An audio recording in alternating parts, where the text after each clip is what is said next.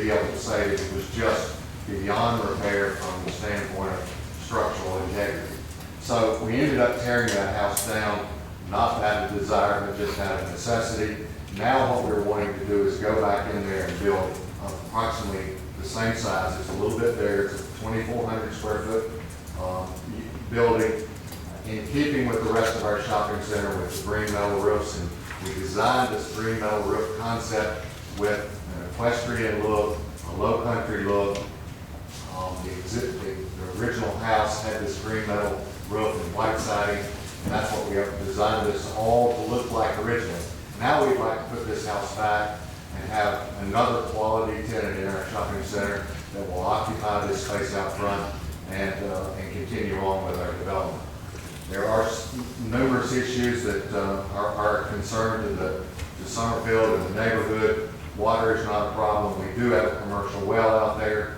The well services all of our tenants now. It is not an Aqua, North Carolina well. It is a private owned well by our development.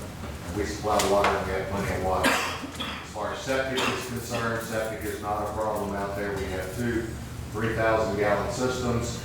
The Guilford County Health Department monitors very closely the tenants that we put in, the water uses that we put in. We have still a lot of capacity on our current septic systems that do not create any future problems. As you know, we are in the watershed critical area.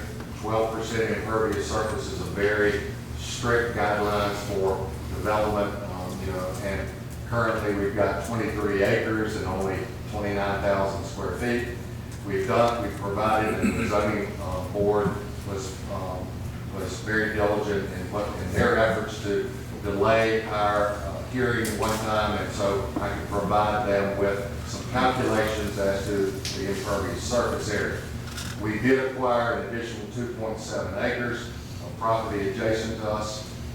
That is still zoned agricultural. I think that's a very positive for our development and for the town of Summerfield, in that we will not be able to creep further down 150 without coming back for a rezoning of that property. So as you can see, with the current request of 34,000 feet to building this house back, that we are still under our 12% impervious surface area under the property that we own, and therefore are able to keep moving. We have are going to add another $350,000 in tax value by building this house out here. It's not a residential house, excuse me, it is for commercial use. It will be office or retail. The parking that is currently on site was originally designed for this amount of square footage, so we do not have a need to add additional parking. We had planned to save that house and utilize the parking that we built out there to house this additional square footage. So we don't have to add any additional parking for that issue. We have out there in Hillsdale Village now about a $4.75 million investment in the town of Summerfield. As you know, I did Summerfield Village. It's been a very successful shopping center on 220. We're developing another shopping center further down Highway 150, which is outside of Summerfield Village, outside of Summerfield Township, but that will be coming very soon. And we think what we've done has been positive for Summerfield. I think Hillsdale's been proven to be very successful. We just want to add a little bit more square footage, add a very, what we think is the gem of the centerpiece of our current development. And again, I think we will be 100% occupied very shortly. So we're just asking that you consider this. As you know, it was approved unanimously by the zoning board. And after we did reduce our square footage, and we also offered it to our zoning board to remove the rental house in the back and the structures that are back there. It's a semi-dilapidated, although it has been rented, house, but we were going to take that down. That will help you with the impervious surface area, to clean up the area in the back, and move this thing forward. So we appreciate the opportunity. I hope you will see positively on my Any questions? I just want to say that, just thank you for the developments you have given Summerfield so far. Most of the clean and with that one, they're fabulous. They look good and quality thing. I do recall everything we said about the Florence house, the old house that was torn down, and, you know, a personal feeling go to help do what you want. Does anyone else have a question? I would like to say one other thing relative to traffic, and again, you know, we did traffic studies early on, and when we did this, we worked with DOT, and as you know, at this intersection, we have turn lanes that are turning into Hillsdale Village off of Highway 150, and that was designed in part with DOT and with our involvement in the development.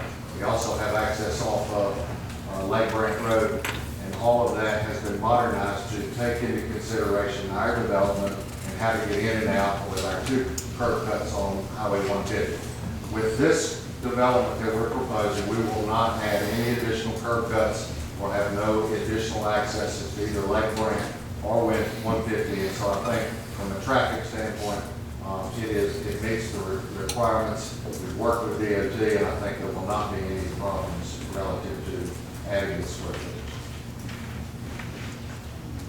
Other questions from council? Thank you. Do we have anyone else to speak in favor of the rezoning?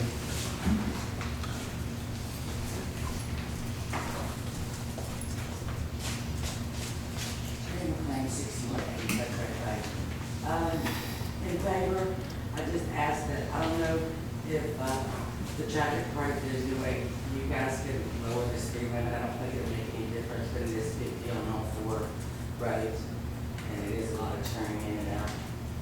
And I don't know if it'll make any difference. The way there's 35 on Summerfield Road, so I don't think it's 45, but that was my concern.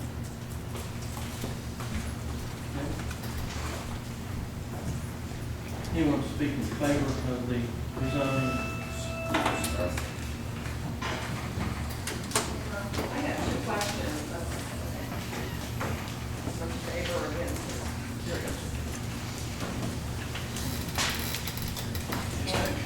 I do not give you permission to enter the office. No. 2 questions. You noted, Roxanne, you'll be out in the Are you here for a public hearing? you noted that you have wells for your development, and that you supply water. Can you explain to me what you mean by supplying water besides using the well system that everybody else is attached to? And then the other one is, I noted this at the comprehensive meeting that we had everybody participating, is I'm concerned about when buildings go up, they become vacant, and then that's it. And then I just would hate to see your structures to end up like a dollar store. Thank you.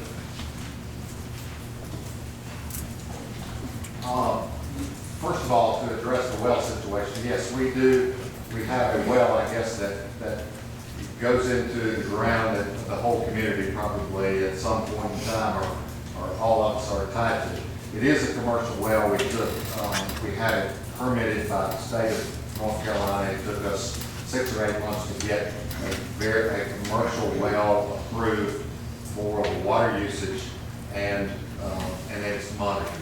We monitor every day the water use by every tenant out there. We have meter readers on the back of our building. We know exactly what everybody is using. That is what goes through the Guilford County Health Department. They monitor that water as well, so that we can only use so much water with relative to the well, the commercial well, and relative to what our septic capacity is. So it's monitored constantly. So we know. And we try to keep all of those. We use low flow fixtures. We have automatic cutoff on all our faucets. We have low flow, low gallon water closets. And so, and even with our restaurant uses, we monitor